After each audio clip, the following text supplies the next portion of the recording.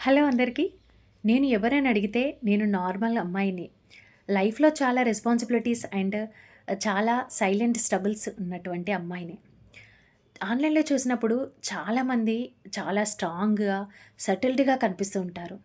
So, వాళ్ళందరిని చూసినప్పుడు నేను చేయగలనా అనే ఒక నమ్మకం, నేనెలా ముందుకెళ్ళగలను? నా మీద నాకే ఒక డౌట్ ఉండేది. కానీ నేనొక బిజినెస్‌ని స్టార్ట్ చేశాను.